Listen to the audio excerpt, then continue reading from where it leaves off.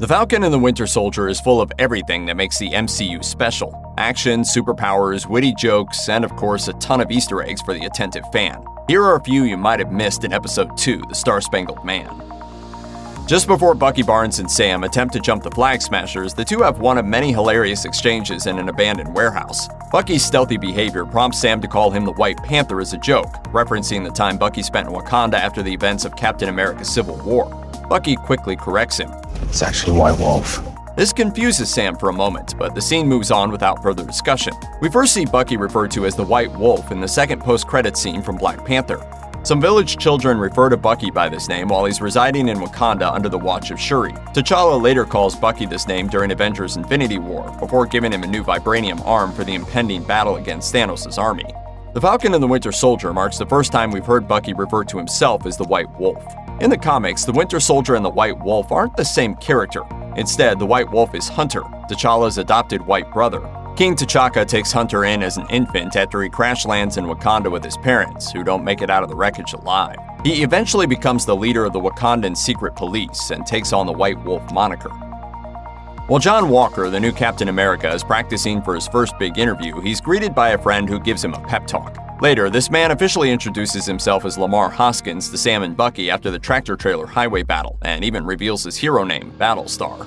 First appearing in 1986's Captain America number 323, Hoskins was a wrestler until he was granted superhuman abilities by the Power Broker. His bond with John Walker is strong. The two were picked by the government to be the new Cap and Bucky. This explains why our Bucky gets angry at the mention of Battlestar and hops out of the car when he and Sam talk to the pair after the highway battle. In the comics, Hoskins is part of a group called the Bold Urban Commandos, aka the Buckies. The Buckies and Walker, known at this time as Super Patriot, battle Steve Rogers and lose. Sometime after this, the government taps Walker to become the new Captain America and Hoskins as the new Bucky. The latter eventually dubs himself Battlestar. In 1989's Captain America number 350, Steve regains the mantle of Captain America, prompting Battlestar to retire to his hometown of Chicago. As an angry Sam and Bucky walk away from their highway battle defeat in The Star-Spangled Man, Walker and Hoskins ride up on them. Bucky tells Walker that holding the shield doesn't mean he's Captain America, and asks if Walker has ever jumped on top of a grenade. Yeah, actually I have 4 times. It's a thing I do with my helmet. It's a reinforced helmet. It's a long story. It's not exactly the same thing that our friend Steve Rogers does in Captain America the First Avenger. While training in boot camp, Colonel Chester Phillips tosses a dead grenade at a group of his recruits to see how they respond. Without hesitation, Rogers, still weak and skinny at this point, dives on top of the grenade to absorb the explosion and protect those around him. It's one of the character's most memorable and moving heroic deeds, and Bucky's subtle invocation of it speaks volumes. We meet Isaiah Bradley in The Star-Spangled Man after Bucky and Sam fail in their fight against the Flag Smashers. In a brief conversation, we learn that Bucky and Isaiah have battled one another in the past, and that the latter was actually able to rip off half of Bucky's arm.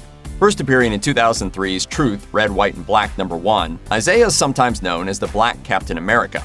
He and 299 other black soldiers are experimented on as part of governmental efforts to replicate the super soldier serum. Though Isaiah shows enormous bravery during World War II, he is court-martialed and imprisoned for 17 brutal years. In The Falcon and the Winter Soldier, Isaiah reveals he was in jail for 30 years, during which constant tests were performed upon him. Bucky lets Sam know that Isaiah is a hero and is feared by HYDRA as Steve Rogers was. One of the ones that HYDRA fear the most, like Steve.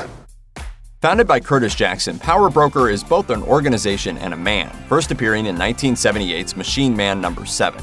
Jackson aims to profit from making super soldiers, despite the extreme riskiness of the process. In the comics, the Power Broker transforms both John Walker and Lemar Hoskins into super soldiers. Their superhuman strength is hinted at during the highway battle seen in The Star-Spangled Man. When Bucky mentions that the Flag Smashers are super soldiers, Hoskins acts surprised by the term, as though he doesn't know such people exist beyond Steve Rogers and Bucky. This could be an effort to throw Bucky off the scent if Hoskins is, in fact, already a super soldier himself. It's suspected that the Power Broker is responsible for the Flag Smashers' superhuman abilities, but one of their members mentions the Power Broker's men are the ones coming after them during the private plane escape scene. We don't yet know why they're being chased by the Power Broker, but it could be an effort to de-augment them. Jackson's aide, Dr. Carl Malice, experiments with that process on Battlestar in the comics. Luckily, Walker saves his pal in the nick of time. As always, if you want to impress your friends with your Marvel Easter egg knowledge, you need to pay close attention to any numbers that appear on screen. At the end of The Star-Spangled Man, there's a quick shot of Zemo in prison, with the footage noting that his cell number is 2187. No need to hunt through your back issues though, since this isn't actually a reference to Zemo's comic book origins. Instead, it's a reference to a different story from a long time ago in a galaxy far, far away.